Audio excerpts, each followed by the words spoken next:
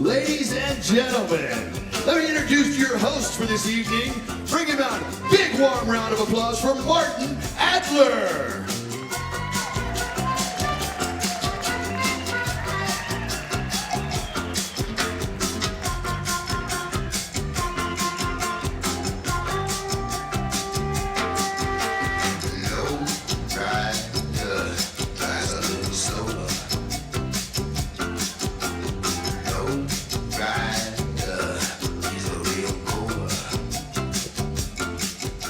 We're a low-budget show. I had to do a little housekeeping there for the boss.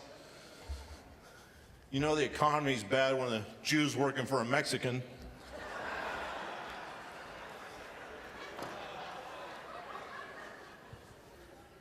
Ladies and gentlemen, I'm so glad that you're here. I'm so glad that you came to the Monte Carlo to see us this evening, or as Paul refers to it as the Monte Carlos.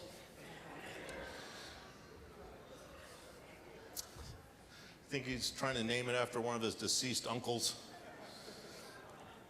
So it's great to have you here. I want to thank the Monte Carlo for having us. I want to thank Lance Burton for sharing his beautiful theater with us. And if you haven't seen Lance Burton, treat yourself. Fantastic show. So I've heard.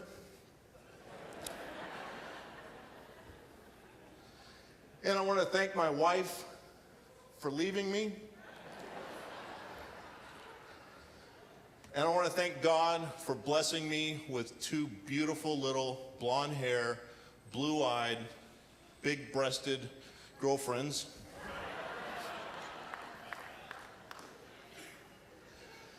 Boy, I love coming to Las Vegas. It's so much fun here. I roam around and go to the different casinos. They all got the different themes. Today I walked over to New York, and I got strong-armed in the valet. Then I went inside and I hit a jackpot, and two guys in jogging suits came over and like, I know you didn't, get out. Then I went over to the Orleans, and they got the FEMA trailers out in the parking lot. And the lobby was flooded. They all stick to the theme, you know? I went to the Mirage. You just thought you had money. But I noticed, like, when you get off the strip and you're, you know, like you go to a store or something, people in Las Vegas are really forward. Whatever comes to their mind, they just speak it. They don't care. In the casinos, it's about hospitality, but not once you get off the strip. Like, I'm at the store and I'm buying some, you know, little snacks and stuff for my room, and I got the stuff laying out and put it on the conveyor belt, and the little girl, the cashier, she looks up at me and she goes, "You're single, aren't you?" I'm like, "Yeah, how could you tell by like what I'm buying?" She goes, "No, you're fucking ugly."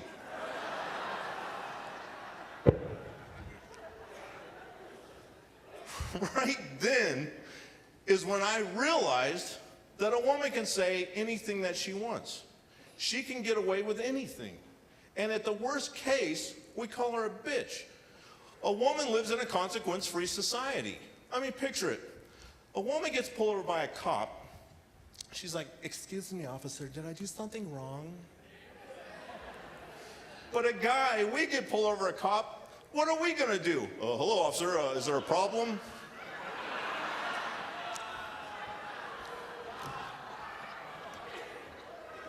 It's terrible. I want to share a little story with you guys, though. This happened 2 nights ago. It was after the show. And this girl walks up to me in the casino, and she comes over and she goes, "How you doing?" Oh, wait, that's a different story. This little girl, she comes over and she's like, "Hi." I'm like, "Oh, how are you?" She's like, "I caught one of your shirts at the show tonight." I'm like, "Oh, that's fantastic." I'm like, "How'd you enjoy the show?" And she said it was great, and we got talking. We went and had a couple cocktails. And before you know it, we're up in my room. Now, we go all the way, we're naked, and I gotta tell you, I'm not attractive naked. I look like raw chicken, I'm so white. And just as I'm getting ready to go to Funky Town, she applies the Kung Fu grip. My ass shoots up in the air like she just planted the pole for a tent at the circus. And she goes, "How much are you gonna give me?" Now, I didn't know how much she wanted but I knew how much I was going to use. So I promptly answered, all of it. Well, apparently she wanted money.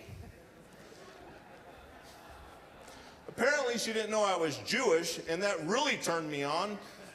So I just finished off myself, rolled over, and went to sleep.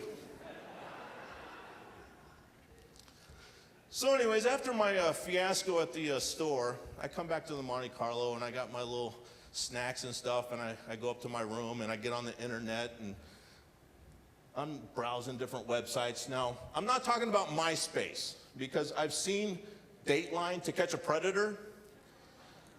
Yeah, I could see me in that interrogation room. Honestly, officer, she didn't taste 12.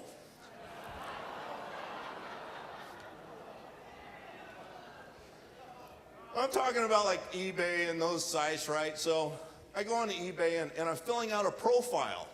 And they ask you like every question, like they're so thorough. They want to know everything about you, so they give you the right girl, the right match, whatever. And it asks me, it goes, what are you looking for in a woman? I said, my dick. So my profile was deleted. So I go on to Match.com, and it introduces me and matches me to an Indian girl. Now, I'm not talking about the, oh my God, I cannot believe it, don't touch the cow. Not that kind of Indian, the tomahawk variety. But then I start pondering and thinking, I'm like, well, if we have children, they're going to grow up to be a schmohawk. I could see little Irving Running Bull going to synagogue on Saturday with a yarmulke on, a feather in it. I'm like, this isn't going to work. So I close up my laptop, I get off the internet, and I come downstairs, and I'm wandering around in the casino. Now, this is another thing that I noticed the difference between the casinos. When I was over at the Orleans, they got like a blue-collar kind of hooker over there. And they got a lot of old hookers over there. And you got to be, guys, you got to be careful you get an old hooker, because it's going to go like this.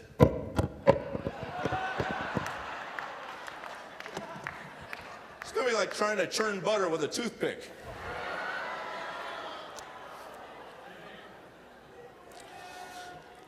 So, and then if you get one of them funky girls, the next morning when you're peeing, it's going to look like a laser light show. So you got to be really careful. Now, here at the Monte Carlo, they got more like a white-collar hooker. I think they actually have like career day for them, and they hand-pick which ones they want, and they bring them into the casino. So I'm roaming around, and I see this little Asian girl, and she's standing there with a couple of her co-workers. They must be union, because I think they were on break. So I walk over, and I walk up to the little Asian girl, and I go, hi, how are you? And she didn't answer, so I go, how are you doing? Still nothing. So her friends go, she doesn't speak English. I said, perfect, she won't want to talk afterwards. So I take her back up to my room, and we're going at it, and I'm performing like a real champ. I mean, I wish all of you could have been there. It was great. So we're going at it, and I mean, great performance on my part. At one point, I think I did this. But the whole time, she's yelling, move, Fing, move, Fing. It's hot, right? No. Next day, I'm playing golf with these Asian guys, and I tee off, and I get a hole-in-one. First hole-in-one ever. First time I ever even got close to the hole, you know. And I'm so excited, I jump in the air, and I yell, move, Fing! And these Asian guys, they look at each other and like, no, you got the right hole.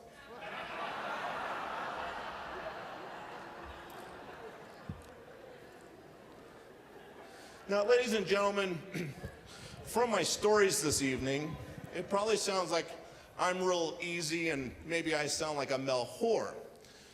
But today, I was working on a list of all the women that I've slept with, and I just want to show that it's a rough draft, and it's not that long, and I just wanted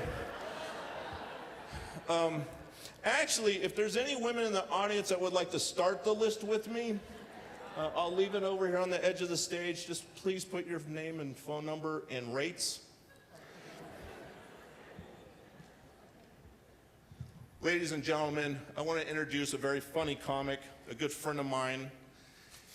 He's traveled with Paul for many years.